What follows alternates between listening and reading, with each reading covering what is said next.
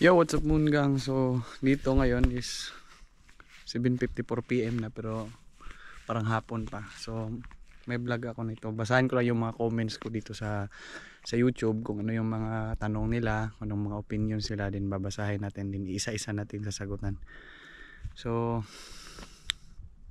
ito shoutout kay Sel Paul Jemrel Dilantar. Pag nasa ibang bansa ka talaga, lagi kang maging handa sa mga pagbabago. Ganon talaga, darating talaga ang time na hindi mo makakasama ang mga kasama nung unang pagdating mo. Focus lang sa goal. So, nag-comment siya dito yung vlog ko nung nakaraan. Tagal na to nung bakit kami natanggal sa dati naming kumpanya. So yun naman ang naman, tama din naman si Sir kasi may mga bagay talaga nating wala tayong control ba. Wala tayong control. Then yun nga na kasama ko nga dati yung mga kasama ko sa Samsung, tapos yun nga natanggal kami. Then yung mga close friend ko, nahiwalay ako sa kanila. Nahiwalay ako sa kanila din, nagkahiwalay kami lahat talaga. Sila yung mga close ko sa trabaho ba. Then wala tayong control, wala tayong magagawa. Then nag-comment si Ma'am Maylin si Estopa, saan ka ba sa Hungary? Sa province area po ko, part po na to ng Hungary, dito sa Alcsomoksolad. Pagbasa mo sa English, Alcsomoksolad siya, Hungary. Then papuntang Budapest, 2 hours yung biyahe po, malayo. Then comment ni Kyle sa vlog ko na subscribers ko sa YouTube na sa Hungary na ngayon. Solid yung mga tips mo kuya, saludo talaga sa iyo. Then ito yung sabi ni Kyle na nanonood si Kyle ng vlog ko na paano ipasa ang initial at final interview. Then followers ko lang dati to si Kyle Clarence Martin. Shout out sa iyo Kois na nanonood lang na sa vlog ko sa YouTube. Kuan lang naman, hindi naman siya totaling, hindi naman tayo matalino. Yung share lang ako na experience ko. Then nga, congrats kay Kyle kasi andito na siya ngayon sa Hungary, Europe. Nagtatrabaho na rin siya. Then nagko-comment sa live ko. Nasa Pilipinas pa lang siya dati, ngayon nasa Hungary na rin. At ako kuya, parang swerte na lang talaga o nag-run placement ako, nag-drop back, sumunod swerte, exam na agad. Wow. Then ito nag-comment si Game Zone .101, si company ba ang sasagot ng plane ticket? So ang sabi niya, si company ba daw ang sasagot ng plane ticket? Yes po, ang sasagot po ng plane ticket ay yung kapitbahay nyo. Joke lang. Yung sagot ng plane ticket nyo, yung company ninyo, like sa amin dati sa Samsung, ang under kami ng Samsung, libre lahat. Si Samsung na yung nagsagot ng ticket. Yun. Ito, idol sana masagot pati ba plane ticket. O libre ng kumpanya yan. Lilibre ng kumpanya. Then nag-comment dito si Pakatang Larry. Last year pa ako nag-a-apply.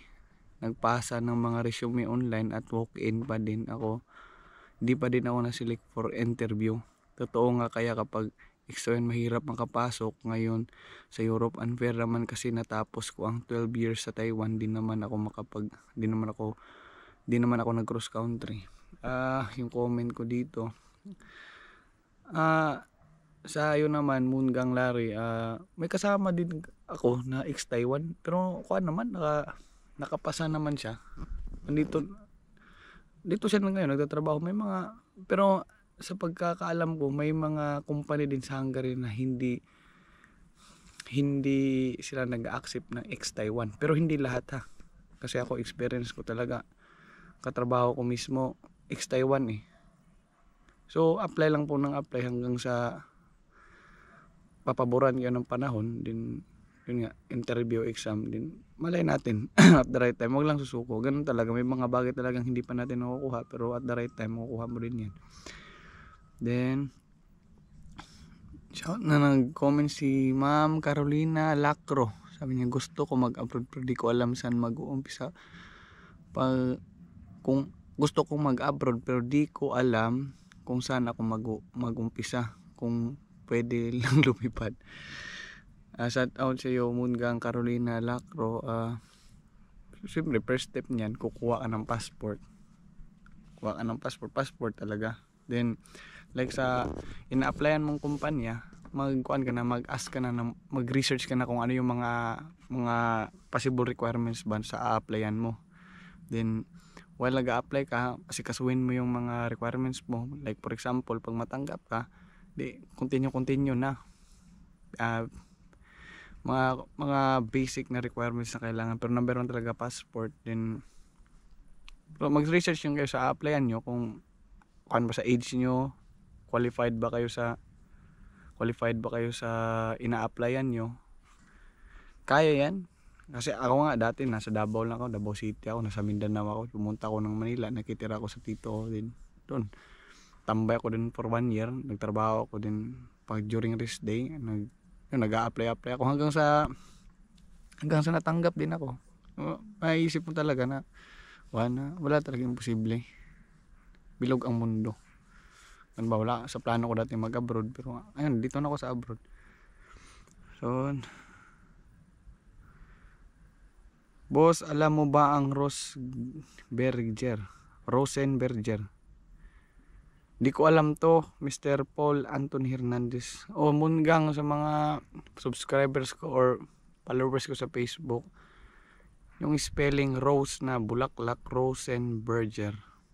Anong kumpanya yan? Shout out kung baka may followers ako din, kung may idea kayo kung anong manufacture nila, kung saan lang location. May nag-aasa ko na subscribers na kung saan daw. Then nag-comment dito si Eileen ni Joy,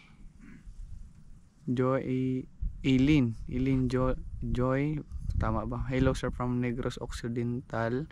Ask ko lang po regarding sa medical x-ray po at yung examination.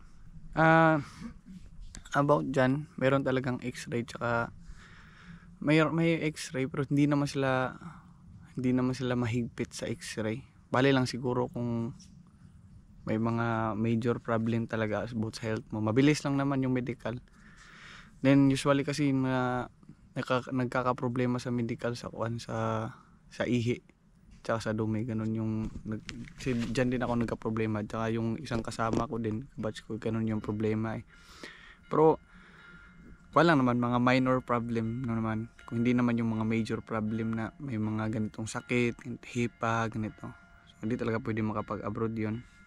So yung Mungang na nasa 2,806 na tayo sa YouTube. So kahit pa paano umaangat na tayo. So nag-comment sa paano mag-general medical na fit to work agad. Ito yung vlog ko. Then may nag-comment na maraming salamat po sa magandang paliwanag sir. Maraming nakatutulong po sa akin yan dahil gusto ko po sanang mag-abroad someday. Nakasubscribe po ako sa iyo. Shoutout nga po pa kay Popwell. Shoutout nga po pala kay Electrictonics. Then yun, mag-apply ka lang. Apply ka kung anong mga requirements. Kuha ka muna ng passport, apply ka.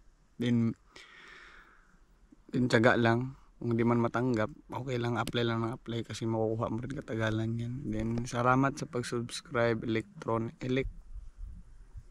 Electrictonics. Thank you so much. So nag-comment si Ariel Sangalang, Ariel Fin Sangalang. So, pag mayroon sira ng ngipin, pwede ba bumagsak? Sa akin naman pag medical ko dati, may sira yung ngipin ko. Hindi naman ako nabagsak. May sira, hindi rin pinapasta. Chinek lang yung ngipin ko. Ito, ganito. Tiro kung sira talaga na kailangan papunat lang.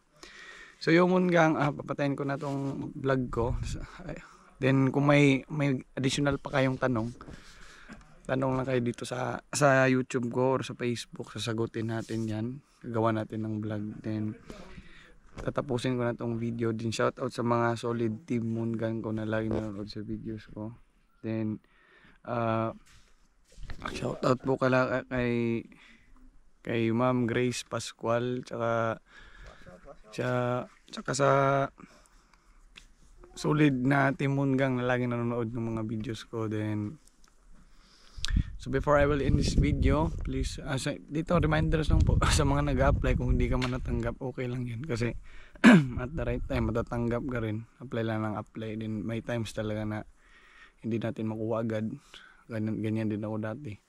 Pero katagalan makukuha mo rin yan. Din kung pagsubok lang ba, makukuha mo rin yan din. So ganun lang, laban lang. So congratulations sa mga mag-visa appearance, ganun. Congrats sa inyo in advance. And then before I will end this video, please subscribe to my YouTube channel Edmond Chavez Vlogs and hit the notification bell. And I have also Facebook page, 2 Facebook pages, Edmond Chavez Vlogs 2.0 tsaka Edmond Chavez Vlogs, TikTok Edmond Chavez Vlogs, Facebook Instagram Edmond Chavez Vlog, TikTok. So yun lang po, and ingat and God bless.